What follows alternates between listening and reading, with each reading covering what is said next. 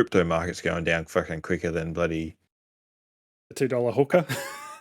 Paris Hilton on a good night.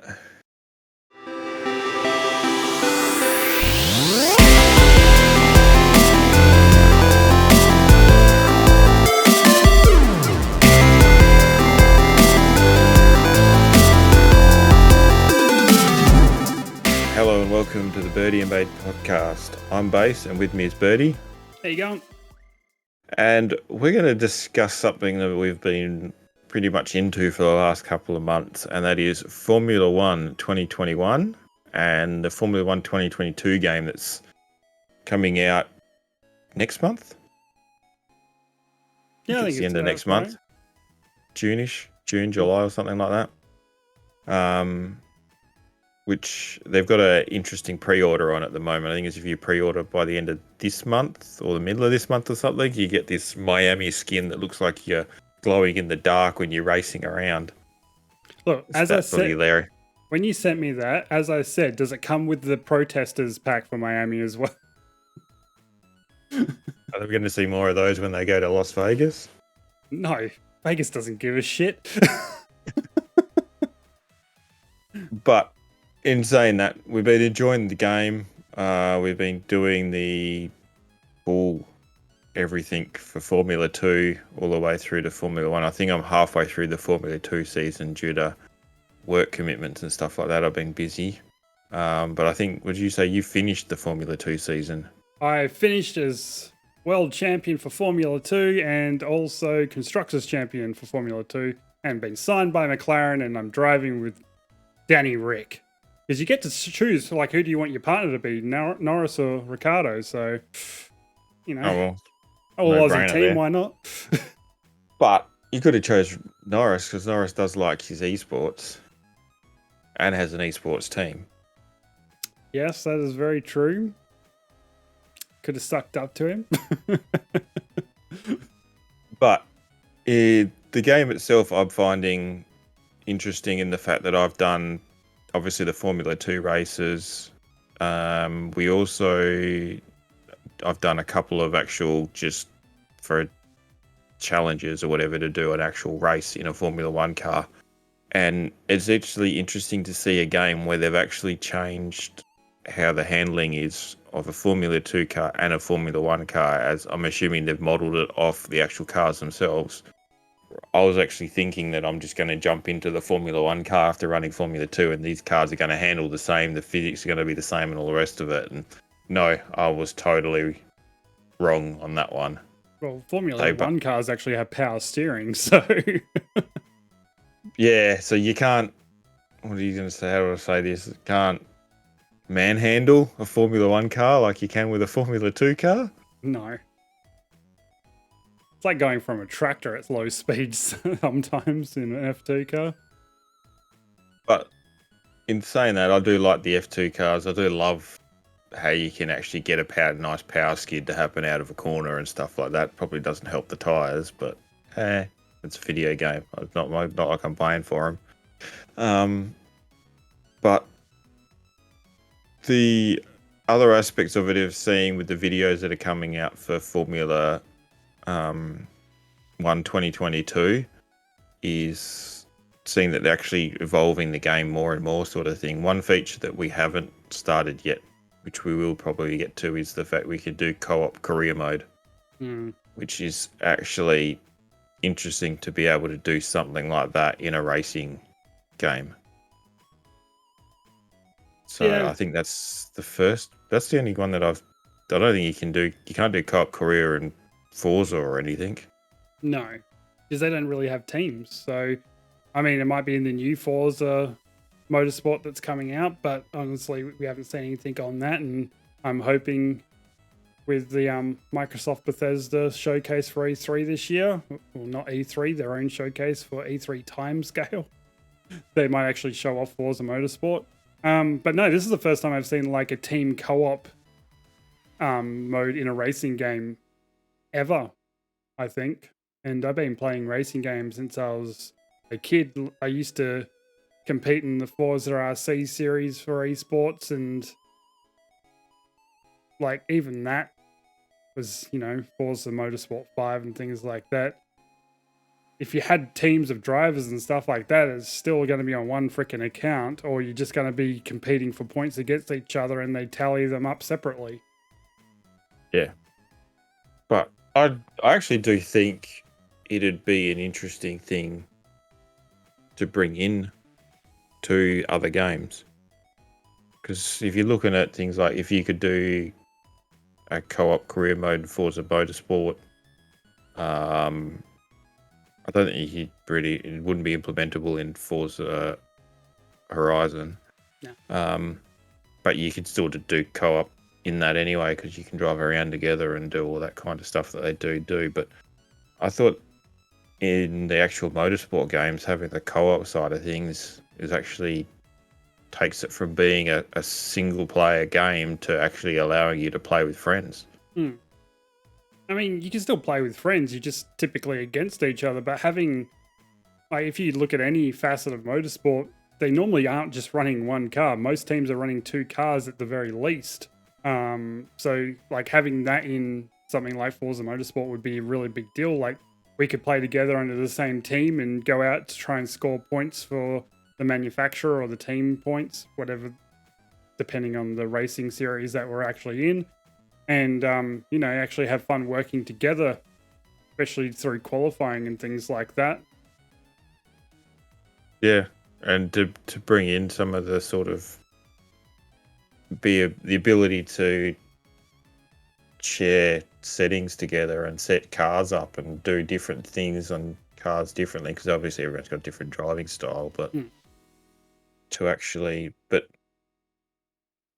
to see the settings and the stuff you can do in Formula One now in that game, because I've played that game on multiple generations of consoles. I think back in the Xbox 360 days, I had Formula One on the game and everything. And to see how it's evolved now on console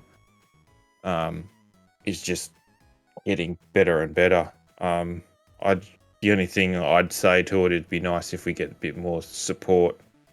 I don't think it's the actual game developer's issue, but more support for the steering wheels and pedals and get a bit of feedback happening. Yeah. Because, like, unlike you, I've never really played Formula One. I've never really been into it. I've always been more of a tin top type racer, because open wheel racing honestly scares me in real life. So yeah, it's never been a thing, and I've only just gotten into it because, like, you guys were into it.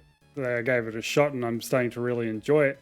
But what you're saying with the compatibility and, well, it's not really compatibility, more features for steering wheels for console players, it would be a big thing. But the developers literally, I know for Microsoft or Xbox, they have the Universal Control Hub, which allows them to adapt the steering wheel to it, and they have to use the inputs on that software hub. Yeah. The problem, I don't see a problem with that. Back in the 360 days and that would have been completely fine. You can plug a mouse and keyboard into an Xbox One or an Xbox Series SX console and play keyboard and mouse on most games because they've got the compatibility, which means the control hub configuration has changed.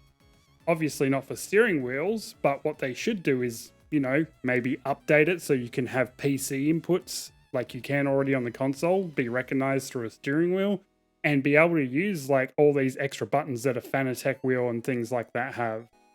So we can actually have a dedicated pit button, have dedicated switches and knobs for your traction control and stuff like that for like GT3 racing and things like that, and ABS input, and even like selection for your engine modes in Formula One would be big, rather than using the MFB button and then scrolling through bloody pages and shit and things like that when you're trying not to crash going 300 k's an hour. Yeah, that was the only downside that I found with the game, is like if you want to adjust your I don't know, your game plan for the race, so you want to pit earlier or pit longer or whatever it is like that, or you wanted to, as I say, adjust engine modes and everything, you're looking at the bottom right of your screen going, am I in the right menu to accept this and all the rest of it? And you're like, no, I should be watching the road that's in front of me, or the track that's in front of me, or I'm going to go up the back end of someone here, or I'm going to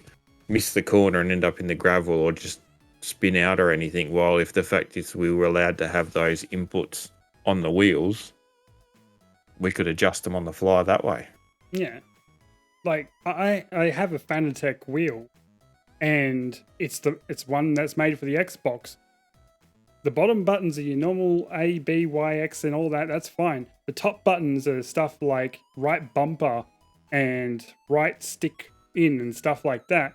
The thing is, there's nothing on the Universal Hub about them. So all they do is accelerate or change gear, which the paddles and the pedals and stuff like that are already doing anyway.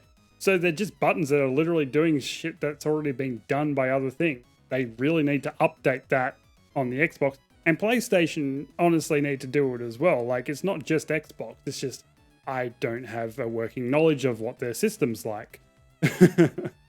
Yeah, well, that's the other aspect I was like. It's just like we enjoy playing on console. We're enjoying these games that we're playing, like Formula One and all these new features and stuff like that. And it seems like when you get the next evolution of people that are involved in these games and they want to step up their steering wheel and all the rest of it, they're all going to end up going to PC. Because it's the only way to get to the next level is to step up if you want to go to have the feedback and the different bits and pieces like the handbrake and the other things like that, is because you either got to have a button allocation for it that it is what it is that corresponds, but there's only a certain amount of buttons you can have on a Xbox, on a controller. Yeah, But the only other way I thought about doing it is whether the fact you could program it's still the same really, isn't it? If you're trying to program a wheel off a Elite layout with the paddles being extra buttons. Well, I mean, even on the Elite, they're still not extra buttons. They're just double ups again. Yeah. It's practically the same as what the wheel's doing. It's just putting him in a more comfortable position to use. We'll call it comfortable. Yeah. So, I don't know. That's my only downside is that, but it's nothing to do with the developers or anything. They're making it as easy as possible, even though you got to try and get into a menu and scroll down. Like, I reckon I probably end up doing 2 laps by the time I'd end up changing my pit strategy. I know it does have voice controls as well, but you can hook up your Xbox headset up and stuff like that and use voice controls. They're not bad, and they're only used for quick things anyway, like, you know, change pit strategy and stuff like that. You still can't change your engine mode or anything like that, or your ERS mode. It really needs to be updated for this generation or the last 2 generations of Xbox consoles, so that the developers can actually allow wheel makers to be able to do these inputs, and, you know, will make it better for the players. Like, the players are playing racing simulators like this because they want to have the simulation. But it also would help people, like, because to me, it things like if you wanted to step up more and more into the esports side of F1, you need to go to PC because you need to get those buttons working for you, because you need to be able to change settings on the fly as you're trying to do laps to try and qualify and everything. Otherwise, if you're trying to do it on an Xbox, you're going to run out of time. You're not going to have the time to get it in, or you're going to spend a lot more time trying to achieve a lap time than other people are, because they can change their settings on the fly. They can adapt them much quicker. And I mean, at the end of the day, that's all racing is. It's about adapting to the conditions, how they come, because you cannot guarantee the conditions are going to be perfect every single time. We both know that for a fact, whether it's real world or game world. So, yeah, I mean, it's a small update. People have been asking for it for years. I just want it to hurry up and happen so they can actually evolve. But the other side of it, I think the Formula 1 2021 is evolving quite well in the fact they're getting presenters that call the F1 on Sky and stuff like that to be the on-game presenters and the guys that talk and the guys that have interviews with you and everything like that. They might not look like them in the game, but the voicing is done by real life people that cover the things. So the game is evolving more and more. The developers are getting more and more people involved that are actually in Formula One. So it's giving us more of a feel of actually being there, being able to run these tracks and do these tracks and do the events and everything. Now, do you think it's because Codemasters has been since brought out by EA Games and now they've got a bigger budget to be able to pay for commentator voiceover? It doesn't help. It doesn't hurt, sorry. Yeah. That's a good thing, but I also think that Formula One, I don't know, is probably gaining a bit more traction these days and becoming a popular motorsport. When you saw them last year go to America, like, they just went nuts for it. They were hungry for it because it's not something they really see that often. Like, what have they got in America? They've got IndyCar, which is about the closest, and those things are bloody fast. Yeah. But I still just don't think they've got anything to the level of F1. I mean, they got NASCAR, and I love watching that, but at the same time, I can watch that while playing a video game because, let's face it, something only ever happens every 20 minutes if they crash. When it's the last lap of the certain segment. Yeah, I mean, don't get me wrong. I respect them. They're obviously very good freaking drivers, but like, we've seen them when they've come over to Australia and been put into one of our touring cars and they shit themselves on Bathurst because the way that they fly up and down the hill and go around corners, the grip is just ridiculous compared to what they're used to. And I think that's why F1 is becoming so popular over the world, because once something hits America and hits it hard, it goes ridiculously popular. And they're just not used to something with this much technology in it and being able to pull these speeds. And the other aspect, I think, when it comes back to EA signing their deal with Game Pass, is allowed us to play games like this that we wouldn't normally. No, yeah. I would not have bought this if it wasn't on Game Pass. Yeah, that's what I mean. It's like the fact that I've seen it on Game Pass, even though that's probably been out for 9 months before it was put on Game Pass, because EA doesn't seem to put stuff straight onto Game Pass, but that's their prerogative. But it's also been fun. Yeah, it's been a lot of fun. And playing new games, new genres, so to speak.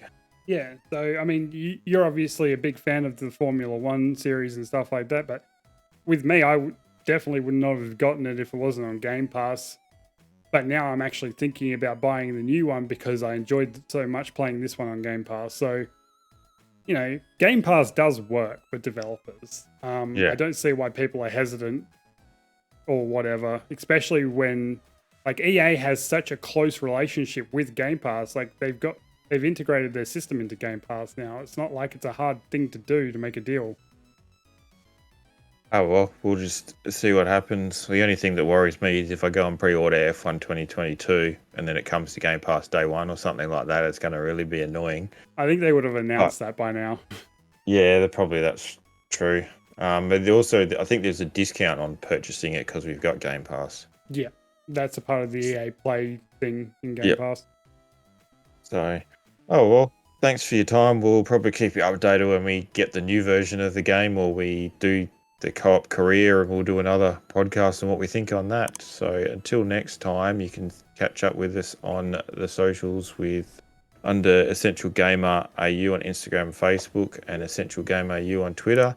Until next time, we'll see you later. I'm going to lap him. Bye.